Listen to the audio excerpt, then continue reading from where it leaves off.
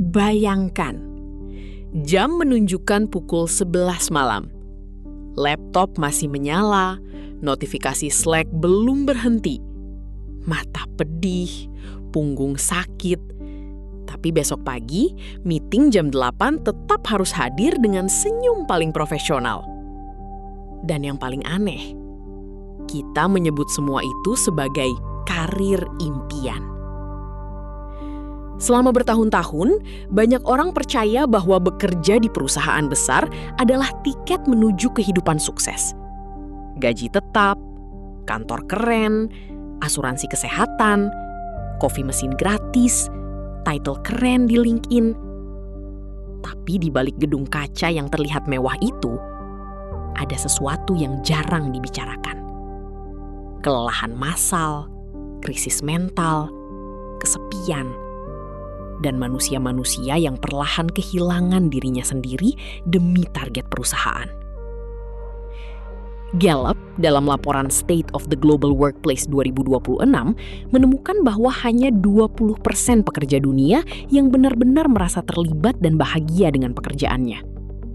Sementara 40% pekerja mengalami stres berat setiap hari.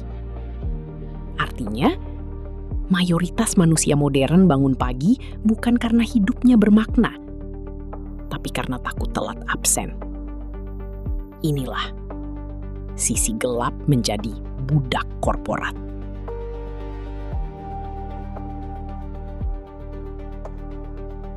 Sejak kecil, kita diajarkan satu formula kehidupan.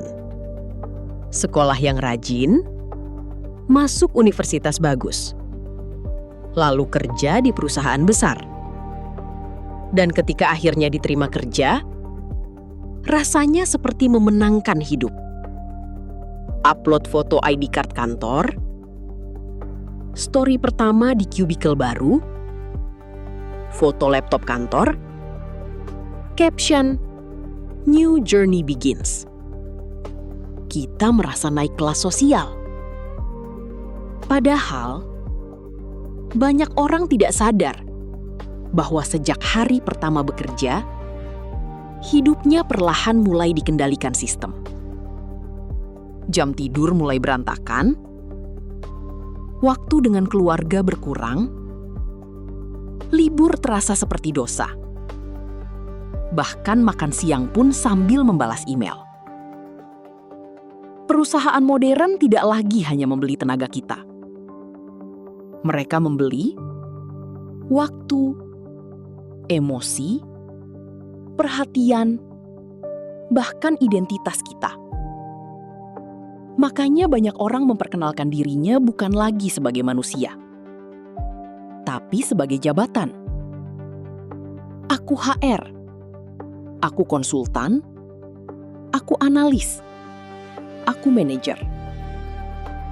Identitas pribadi perlahan hilang. Dan yang lebih berbahaya, budaya korporat sering dibungkus dengan kata-kata manis. Hustle culture, growth mindset, work hard, play hard, family company, loyalty, passion. Padahal kadang itu hanya cara halus untuk membuat pekerja menerima tekanan berlebihan. Gallup menyebut fenomena ini sebagai the Great Detachment.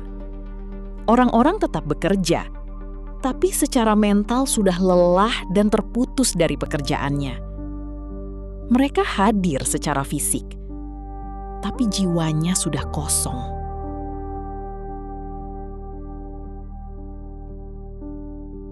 Di dunia korporasi modern, produktivitas adalah agama baru.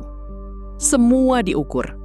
KPI, target, performa, growth, quarterly report. Masalahnya, manusia bukan mesin. Tubuh manusia punya batas. Mental manusia punya titik lelah. Tapi sistem korporasi sering menganggap pekerja ideal adalah mereka yang selalu tersedia. Online terus, cepat balas chat, bisa multitasking, lembur tanpa mengeluh. Banyak perusahaan mengatakan, kami peduli kesehatan mental. Tapi realitanya, Meeting tetap sampai malam. Target tetap tidak realistis. Karyawan tetap kekurangan staf. Dan cuti sering membuat orang merasa bersalah. Sebuah survei bahkan menunjukkan banyak pekerja merasa seperti mengerjakan 3 pekerjaan sekaligus tanpa kenaikan gaji maupun promosi. Inilah jebakan modern. Teknologi yang seharusnya mempermudah hidup justru membuat pekerjaan tidak pernah benar-benar selesai. Laptop masuk kamar, meeting masuk rumah, kantor masuk ke kehidupan pribadi. Dan perlahan, batas antara hidup dan kerja menghilang. Burnout bukan lagi kasus individu. Ia menjadi epidemi global. Gallup mencatat bahwa stres pekerja dunia tetap berada di atas level sebelum pandemi. Artinya, manusia modern makin terhubung secara digital, tapi makin hancur secara emosional.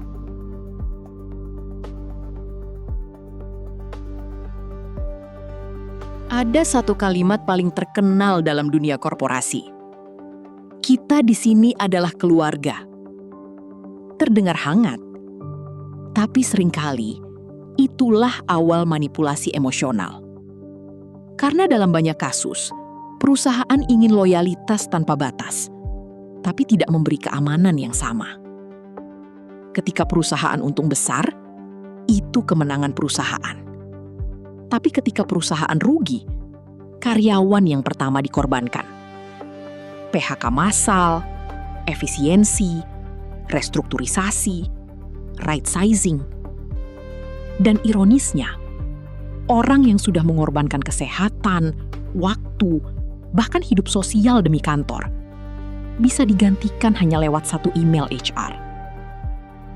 Tidak ada yang benar-benar permanen. Itulah mengapa banyak pekerja hidup dalam kecemasan diam-diam. Takut kehilangan kerja, takut kalah saing, takut diganti AI, takut dianggap tidak produktif. Akibatnya, banyak orang tetap bertahan di lingkungan kerja toksik karena merasa tidak punya pilihan. Gallup menemukan bahwa pekerja yang merasa terjebak dalam pekerjaan cenderung lebih tidak bahagia dan makin terlepas dari pekerjaannya. Dan media sosial memperparah semuanya. LinkedIn berubah menjadi panggung pencitraan profesional. Semua terlihat sukses.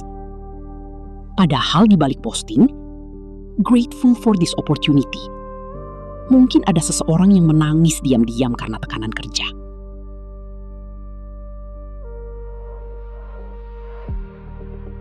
Yang paling menyeramkan dari budaya kerja modern adalah kerusakannya sering tidak langsung terasa. Awalnya hanya capek biasa, lalu susah tidur, lalu cemas, lalu hidup terasa hambar. Sampai akhirnya banyak orang kehilangan kemampuan menikmati hidup. Mereka tidak benar-benar hidup. Mereka hanya berpindah dari deadline ke deadline berikutnya.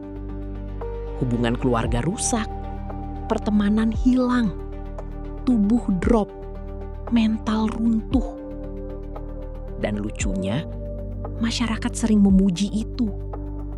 Wah, sibuk banget. Keren, karirnya naik terus. Anak muda sukses. Padahal mungkin orang itu sedang hancur. Laporan Gallup menunjukkan burnout menyebabkan produktivitas turun, turnover tinggi, biaya kesehatan meningkat, dan kerugian besar bagi perusahaan sendiri. Namun, yang paling mahal sebenarnya bukan uang, tapi waktu hidup manusia yang tidak bisa kembali. Banyak orang baru sadar setelah sakit, kehilangan keluarga, terkena serangan panik, atau merasa hidupnya kosong meski gajinya besar. Karena ternyata gaji tinggi tidak selalu berarti hidup yang bahagia.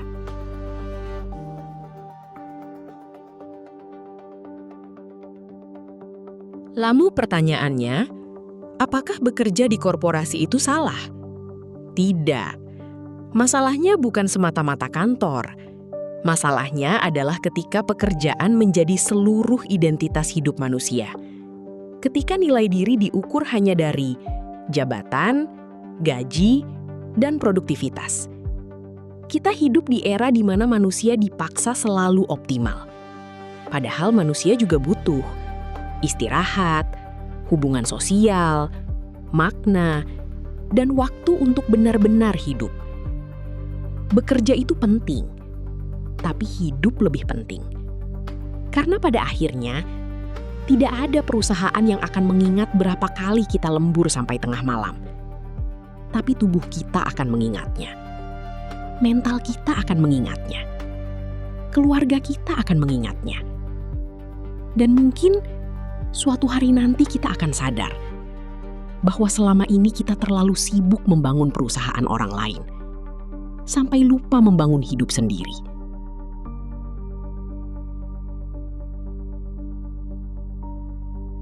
Jadi, sebelum kamu kembali membuka laptop malam ini, coba tanyakan satu hal pada dirimu sendiri.